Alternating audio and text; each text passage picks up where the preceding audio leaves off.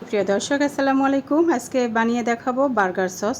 আর এই বার্গার সসে একটি মাত্র উপকরণ ব্যবহার করলে দীর্ঘদিন কিন্তু বার্গার সস সংরক্ষণ করে রাখা যাবে। আপনি সংরক্ষণ করে রেখে কিন্তু খেতে পারবেন বহুদিন পর্যন্ত। তো সেই কি উপকরণটা সেটা কিন্তু আপনাদের সাথে শেয়ার করব। আর সেটা জানতে হলে কিন্তু ফুল ভিডিওটা দেখতে হবে এবং সেই সাথে হাতের কাছে সামান্য কিছু উপকরণ দিয়েই কিন্তু আজকে আমি তৈরি করে দেখাবো বার্গার সস। যেই উপকরণগুলো আপনাদের সবার ঘরে হাতের কাছে হাতের নাগালেই কিন্তু আছে। হ্যাঁ, তো সুপ্রিয় দর্শক আর কথা বাড়াবো না, তো আজকে কিন্তু আমি মূল রেসিপিতে চলে আসতেছি। তো প্রথমে যেগুলো আমি দেখাবো, এই যে দেখতে পাচ্ছেন আমি কিন্তু একটা একটা করে সবগুলো উপকরণ কিন্তু হাজির করতেছি আপনাদের সামনে। তো আমার বার্গার সস বানানোর জন্য সব উপকরণগুলো আমি একসাথে রেডি করে নিয়েছি। এখন আমি একটা একটা করে আপনাদের সাথে পরিচয় করিয়ে দিব। আর এই সসটা কিন্তু শুধু যে বার্গার সেটা না, স্যান্ডউইচ, শর্মা, যে কোনো ফাস্টফুড খাবারের সাথে কিন্তু এই সসটা দুর্দান্ত লাগে। তো পরিচয় করে দিচ্ছি। প্রথমে কিন্তু আমি ডিম দিয়েছি, আর এই ডিমটা কিন্তু নর্মাল। তো বানানোর আগে 1 ঘন্টা আগে কিন্তু ফ্রিজে থাকলে ডিমটা নামিয়ে নিতে হবে। আর এখন আমি একটি রসুনের কোয়া দিয়ে দিলাম, মরিচের গুঁড়া দিয়ে দিলাম 1 চা চামচ। আপনারা চাইলে কিন্তু এখানে ব্ল্যাকটাও দিতে পারেন। আর এখানে আমি 1 চা চামচ কাসুন্দি দিয়েছি। আপনারা চাইলে এখানে সরিষা বাটা বা সরিষা পেস্টটাও দিয়ে দিতে পারেন। আর দিয়ে দিলাম 1/2 চা চামচ কিন্তু লবণ, আর সেই সাথে 2 টেবিল চামচ হচ্ছে চিনি। আপনারা চিনিটা আপনাদের টেস্ট অনুযায়ী এখানে দিতে পারেন। আর এখন দিয়ে দিলাম আমি গুঁড়া দুধ 1.5 টেবিল চামচ এবং দিয়ে দিলাম 1 টেবিল চামচ কিন্তু লেবুর রস এবং 1/4 চা চামচ মরিচের গুঁড়া। এখানে আপনারা কিন্তু ঝালটা একটু বাড়িয়ে দিতে পারেন, 1/2 চা চামচ কিংবা 1 চা চামচ। আমার বাচ্চা যেহেতু ঝাল একেবারে খেতে পারে না, তাই আমি এখানে সামান্য দিয়েছি। আর এই যে লাস্টে কিন্তু আমি দিয়েছি একটি উপকরণ, যেটা আমি বলেছি যেই উপকরণের কারণে দীর্ঘদিন কিন্তু আপনার এই বার্গার সসটা ভালো থাকবে। আর সেটা হচ্ছে ভিনেগার। হ্যাঁ, ভিনেগার এবং লেবুর রস যে কোনো একটা দিলেই কিন্তু হয়। তারপরে যদি আপনি ভিনেগার এবং লেবুর রস দুটোই একসাথে ব্যবহার করেন, সেক্ষেত্রে হবে একদিন পর্যন্ত সংরক্ষণ করে রাখা যাবে। সব উপকরণ দিয়ে আমি এখানে কিছুক্ষণ ব্লেন্ড করে নিয়েছি।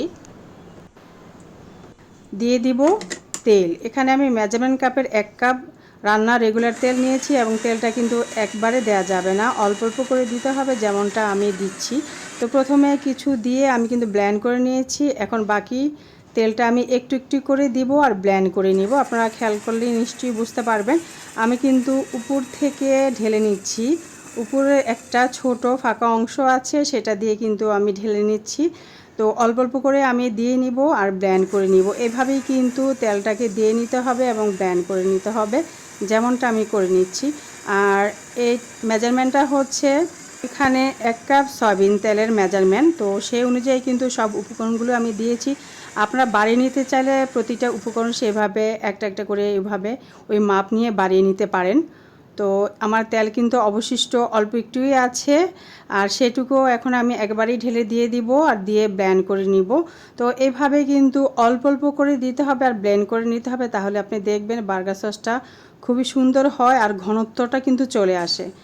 আর ডিমটা অবশ্যই যখনই আপনি বার্গার সস বানাবেন ডিমটা 1 ঘন্টা আগে নামিয়ে নেবেন, মানে হচ্ছে রুম টেম্পারেচারে হতে হবে ডিমটা, এরকম আর কি। তো হয়ে গেছে আমার ব্লেন্ড করা। এখন আমি আপনাদের সাথে একটু শেয়ার করে নিচ্ছি এর ঘনত্বটা। তো হয়ে গেল মেয়োনিজ। এইভাবে কিন্তু আপনারা মেয়োনিজ বানিয়ে নিতে পারেন পারফেক্টভাবে, সুন্দরভাবে মেয়োনিজটা কিন্তু তৈরি হয়ে যায়। আর এখন আমি দিয়ে দিব এখানে 2 টেবিল চামচ পরিমাণ টমেটো সস। আর এই সসটা আমার নিজের হাতে তৈরি করা, অলরেডি আমি আপলোড করেছি আমার পেজে, আমি লিঙ্ক দিয়ে দিব, আপনারা চাইলে কিন্তু দেখে নিতে পারবেন। তো সস দিয়ে আমি আরও 2-3 মিনিট এইভাবে ব্লেন্ড করে নিয়েছি। অলরেডি ব্লেন্ড করা কমপ্লিট। এখন আমি নামিয়ে নিয়েছি। দেখতেই পাচ্ছেন কত সুন্দর একটা বার্গার সস রেডি হয়ে গেল। এখন নামিয়ে নিচ্ছি একটা সার্ভিসিং বাটিতে। তো দেখতে পাচ্ছেন মাশাআল্লাহ কত সুন্দর টেস্টি, ইয়ামি এবং ডেলিশিয়াস বার্গার সস রেডি। এই সসটা শুধু বার্গারের জন্য নয়, স্যান্ডউইচ, শর্মা, যে কোনো ফাস্টফুড খাবার আইটেমে কিন্তু এই সসটা, বার্গার সসটা ব্যবহার করতে পারেন। খুবই টেস্টি, ইয়ামি এবং ডেলিশিয়াস। এখন আমি আপনাদের সাথে শেয়ার করব সংরক্ষণ পদ্ধতিটা। তার আগে দেখিয়ে দিচ্ছি বার্গার সসের থিকনেসটা। দেখেন কত সুন্দর হয়েছে। তো আমার এই ভিডিওটা হুবহু ফলো করে কিন্তু আপনিও চাইলে বাসায় সামান্য কিছু উপকরণ দিয়ে সুন্দর করে বার্গার সসটা বানিয়ে নিতে পারেন। আর এই যে সংরক্ষণ পদ্ধতিটা এখন শেয়ার করব, এরকম একটা কাচের জার নিতে পারেন, আর কাচের জারের মধ্যে কিন্তু ভরে রাখতে পারেন। তো কাচের জারটা অবশ্যই আগে থেকে পরিষ্কার করে ভালো করে শুকিয়ে মুছে নিতে হবে, তারপরে সসটা এইভাবে ভরে নিতে হবে। তো সসটা ভালো করে সবগুলো সস কিন্তু আমি এখন ভরে নিচ্ছি, ভরে নিয়ে ঢাকনা লাগিয়ে দিব। আর এভাবে আপনি নর্মাল ফ্রিজে 1 মাস অথবা 1 মাসের বেশিও কিন্তু এই সসটা রেখে সংরক্ষণ করতে পারবেন। কোনো প্রকার ফাঙ্গাস ধরবে না, কোনো গন্ধ হবে না, মশলা একেবারে সতেজ থাকবে। আজকের বার্গার সসটা ভালো লাগলে অবশ্যই ভিডিওতে লাইক দিয়ে ভিডিওটা দেখে নেবেন। সেই সাথে আপনি যদি আমার চ্যানেলে নতুন হয়ে থাকেন একটি সাবস্ক্রাইব করার অনুরোধ রইল। পাশাপাশি বেল বাটনটি অল বাটনে ক্লিক করে রাখলে সবার আগে নিত্য নতুন রেসিপির নোটিফিকেশন আপনি পেয়ে যাবেন। পরবর্তী রেসিপিতে ইনশাল্লাহ